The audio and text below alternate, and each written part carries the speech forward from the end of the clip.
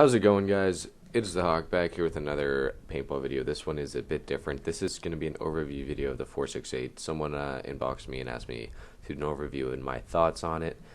So that's what I'm going to do here. Hopefully you guys can hear me properly. This mic is running this a bit different for recording with my webcam and then recording my voice through Sony Vegas. So I'm going to try to sync everything up properly. Let's start off with the 468 on the outside. Right now, I do have a couple upgrades on it here that you guys didn't know about. More cosmetic stuff, but new stock from tacticalmod.ca. New grip from tacticalmod.ca. Had to do some modifications to it with the Dremel on the back side here and on the inside to get it to screw in properly. Then the ladders, dark earth also, and the Magpul foregrip, dark earth. Everything's dark earth. Next, you guys, excuse me, sorry, that's from yesterday, a lot of yelling at Honey Badger. Great game, guys, awesome. We did run a little late, that's the one thing I didn't really like too much. We didn't actually start till around 11:30, 11:45, which kind of sucked, but other than that, it was a good day, great games, great scenarios, a lot of fun. You'll see the videos, I helped out a lot in one of the scenarios, and it was a lot of work. Back to it, though. This gun, overall, great marker, shoots very well, shoots very accurate. It's a spider clone on the inside, so it's very easy to maintain. One of my favorite things about it is the toolless breakdown. Just pull the pin, you guys already know this, and pull it up just like that. Now, one thing I would be careful of, this pin right here sometimes does stick up in the lock bolt and decides not to come out down here, but if it does get stuck up in here, you got to watch it, because sometimes it might just drop free and drop on the ground somewhere and you might lose it, and if you lose it, your gun will not fire, because this is what's connecting the striker to the bolt. Next, what I'm going to say is I definitely do recommend that you guys get Scarab Arms mags and the Scarab Arms breech for this, mainly because it is so much easier to insert those mags than the D mags. Even if the Scarab Arms mags are a bit more expensive, it is definitely worth your while to get them. And if you're just planning on shooting normal paintballs, Scarab Arms. First strikes, maybe D mags are the way to go, but for me, D mags I did not like, because it was the whole put it in, smack the shit out of it to make sure it goes in, and then charge your gun. For me, it wasn't realistic. I didn't feel like I don't know, it just wasn't for me. So if you're shooting normal paintballs, I definitely recommend Scarab Arms mags. They go in, it's literally just a click and maybe a small tap sometimes, and I'll tell you why, sometimes. But other great thing about this is the lock bolt. They tested it on the T68 Gen, I believe it was 6 and 7. So on this gun, they got it perfect. I love it. I have no complaints about this marker. No complaints, other than the one I talked to Omar yesterday. When I was pulling the trigger, it would get stuck back here and it would not reset. I'd have to kind of give it a little flick for it to reset. But he just said lube up the gun. Could have been because of the humidity, could have been because of something where the gun just wasn't lubed enough, or the trigger suddenly wasn't lubed. So I lubed everything up last night, and next time I go out, I'll definitely try it out again. And if it starts happening, he said talk to customer service and they'll take care of me. So that'll be fixed, no problem. That's why I love it. Now, people have been saying, talking about like Rap4 and all their products are crap. I disagree. One of the best markers I've ever shot.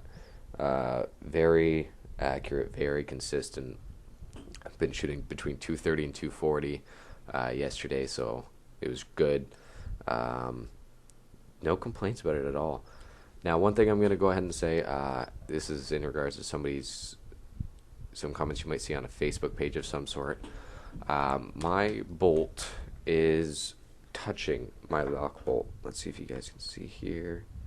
Right there, the bolt is actually touching the lock bolt there, and people say your gun will not fire because of it. That is not true. Mine has been touching the bolt since day one, and I've had no issues.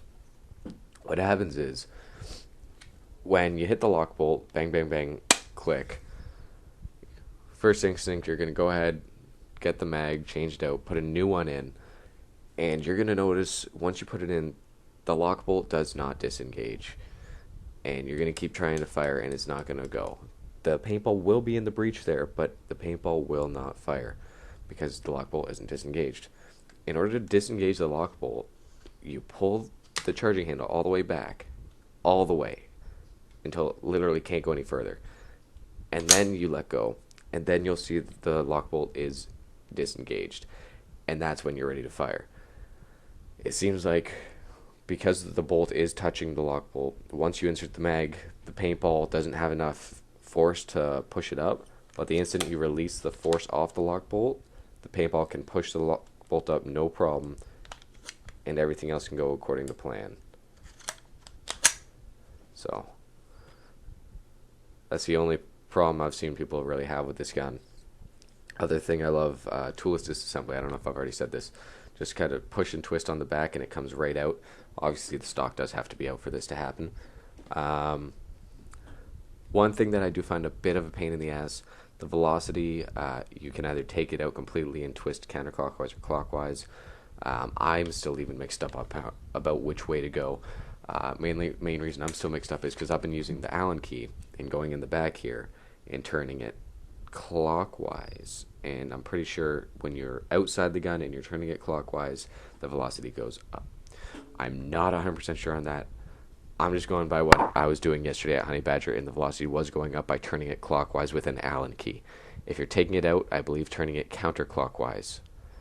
And if you're looking at it, you're going to be turning it counterclockwise.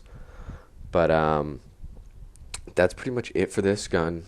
I have very few complaints about this gun.